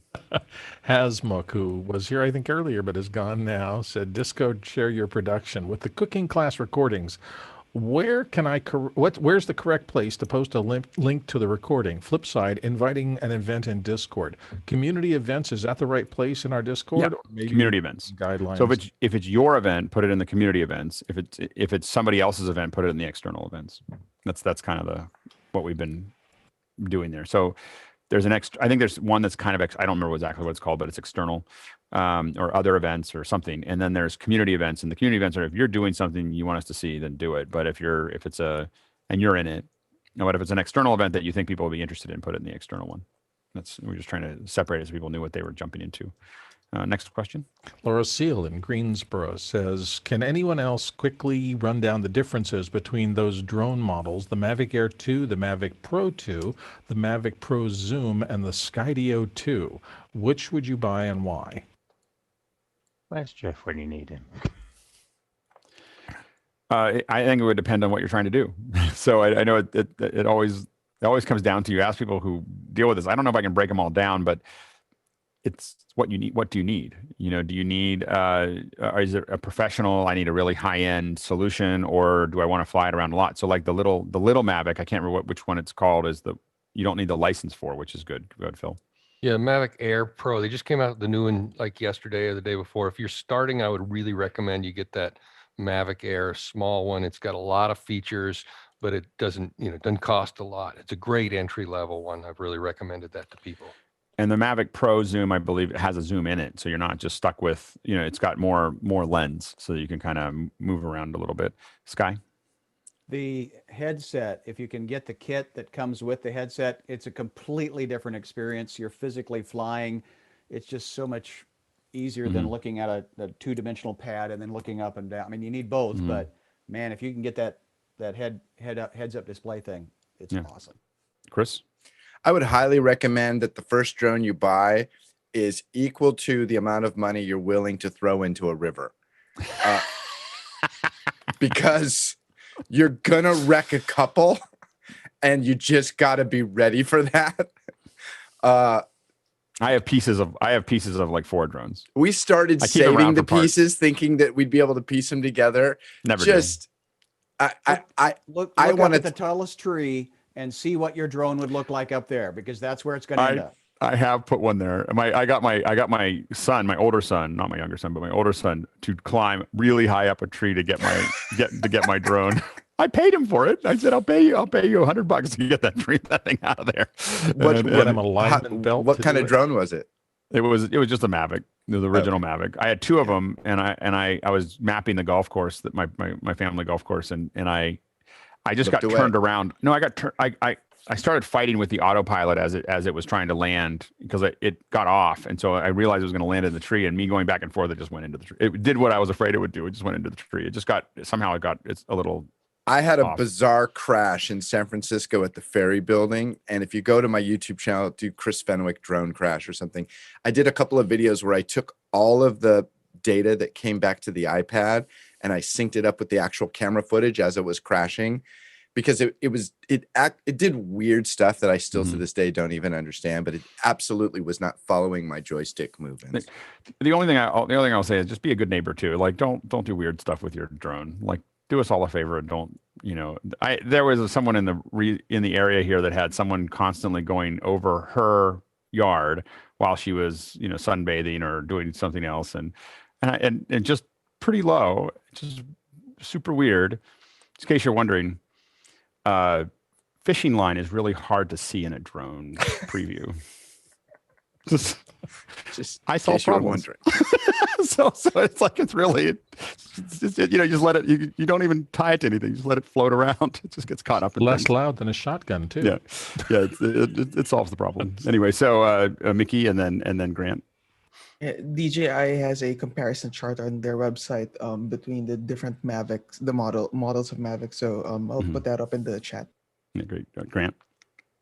Yeah, just a fascinating use case of a drone is a company I've done some work for, and they do in large paddocks, they do the dust reduction, and so they spray all this foam out on a paddock, and so they're using these huge drones, like 6 foot, 8 foot, huge ones, and they can hold the hose with it. Oh, man. And send it up and spray it out. Anyway, the owner of the company, so it's about a $80,000 drone, right? Yep. He has a little bit too much to drink one night. Oh, no. He gets his drone out in a busy downtown area, and sends it off. And so this is the thing to remember, is that you want to make sure two things. You want to make sure your settings are for it to come home, right? Not just to hover. And you also want to make sure that your remote control is fully charged. Oh no. So he sends it down this busy road. He's like miles away. He has no idea where it is at all. And then his remote control starts beeping and dies. And his settings are just set to hover. So it just hovered. It just hovered. He has no idea where it is. They tried to look at the GPS data to try to go hunt it down, but they think it probably just landed in traffic. $80,000. Oh my gosh! Yeah. We're gonna move on. We're gonna start going to speed round here because we've talked too long about things, and then people kept on adding questions. Go ahead, next one. Greg Yokes in Gridley, doesn't say if it's in California, Kansas, or Illinois, says, I hate tracking time and invoicing. Does anyone what does everybody use to make this simple and easy? I try to avoid time. I try to get it into day rates, or I try to get it into just a number, like this is how much it's going to cost to do it, as opposed to some clients really want all those little hours and everything else, and I try to keep away from it. And so I'd rather tell people like this is how much I'm going to pay you for this. Now it can be day rates, but I try to keep it away from like 15-minute increments like a lawyer. Does anyone else track their time in a certain way? Yeah, go ahead, Fenwick. You're muted. We use we use an app at Slice called Harvest, and it's nice because it's an iPhone app. It also has a little pull down in the thing, and it's really good. Like it allows me to just hit a start button. And then when I'm done, I can stop. And if I forget to do it, I can go, that was about 5 hours. I can go in and manually edit it. Mm-hmm. The only downside is it's a bit spendy because you have to buy an account for each person that's going to be entering data. It's not super expensive, but it's annoyingly expensive. And then the other thing is which is kind of makes sense. You can't have concurrent events. So like I can't say, oh, I'm starting a bunch of, ingest over here that I'm ultimately going to charge you for while I'm cutting something over here. I would actually have to have 2 accounts to do that.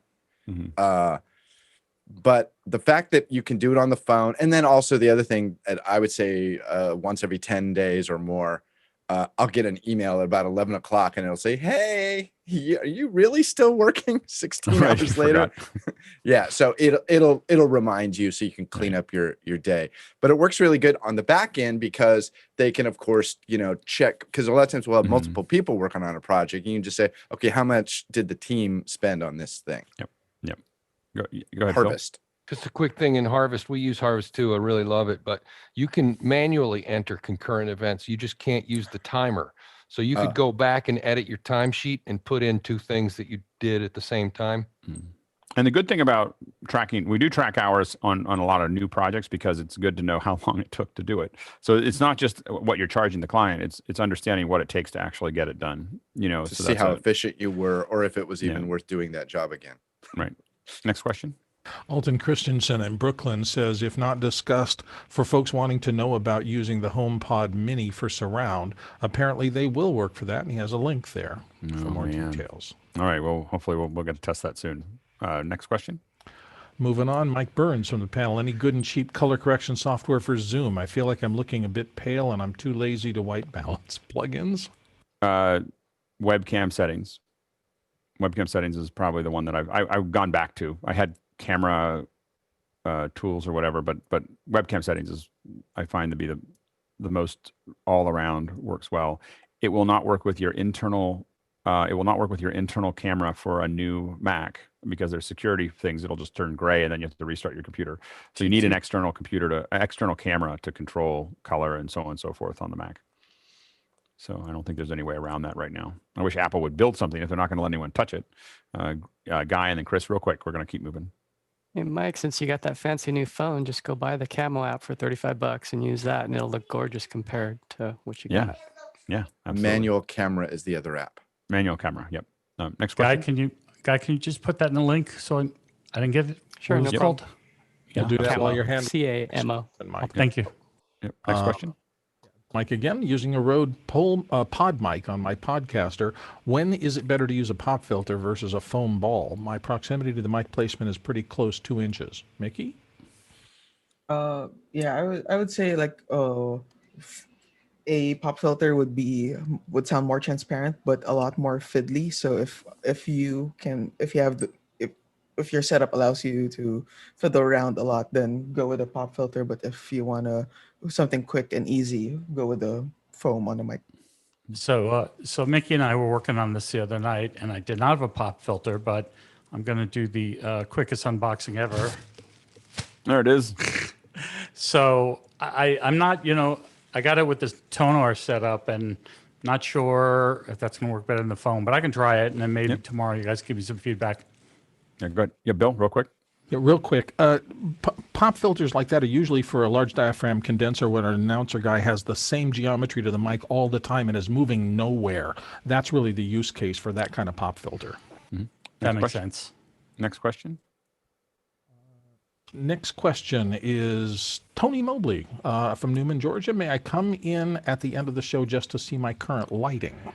Tony, come in early tomorrow. We're on a time frame. I have to leave at 9, so but we can't really de-exit here. But come back in before 7, maybe at 6 o'clock or 6:30, or between 6 and 6:30 in the morning, and we'll de-exit. Sorry about that. Jason Next question. Fitzgerald, New York City, is in the Mukana chat. It's easy to a reply to people who are active in the chat. Is there a way to panelists as well? You should be able to at them if they were chatting. you can do it. So you can still them, but it doesn't come into our system in the same way. Next question. You can also just hit their name and it shows up in the thing. That's pretty slick feature. Yep. Next question. Okay, Barry Paddlerson of Woodland Park, Colorado. Question about Zoom meetings. Client has fiber and robust up-down speeds, but is experiencing significant packet loss, leading to really low frame rates, like 10 or 15 frames. Quality dropping to 160. He's tried to overcome it using VPN to bond multiple internet connections together, but it's still not solid, and then that's kind of where it ends.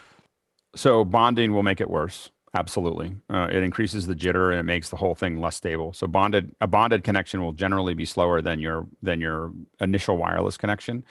Also, Wi-Fi is a big piece of it, and then packet shaping, within the corporate network.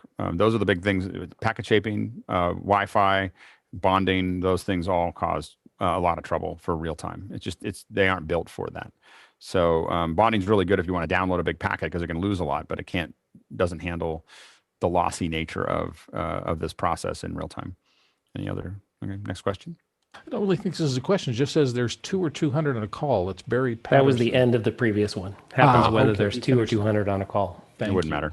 We're moving on. Ruben Marchena of Grand Rapids said, good morning. Finally, my ATEM Mini Pro arrived yesterday evening. I opened the box and I was surprised to find 4 outlets, plug, 1 outlet cable, and something by the machine.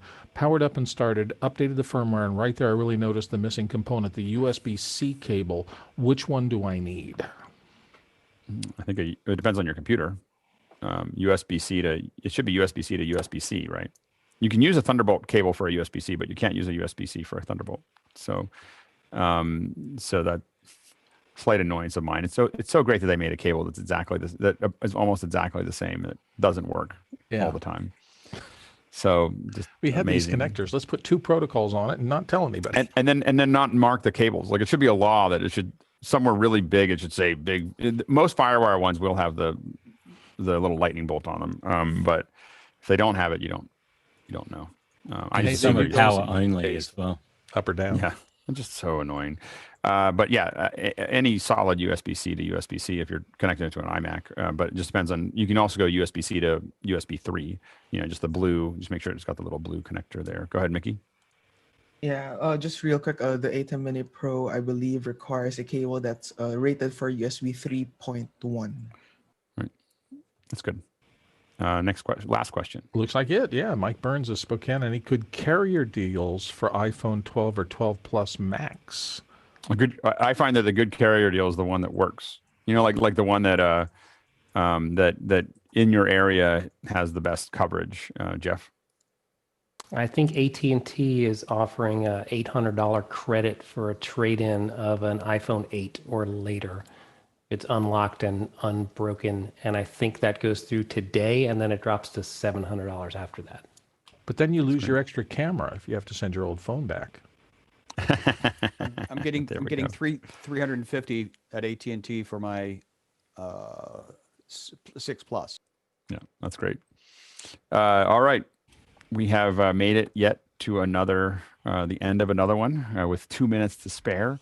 So thanks everybody for coming. Thanks to all the attendees and to all the panelists for being part of the conversation. It's just amazing. I know I say it every time, but I'm just like, somehow you have no idea what the show is going to look like or what we're going to talk about until we talk about it. So education will be tomorrow, and then Sunday will be a general, and then I'm working out. I got to ping a couple of you to make sure you're going to be there, but we'll have a couple the more pointed conversations start again next week.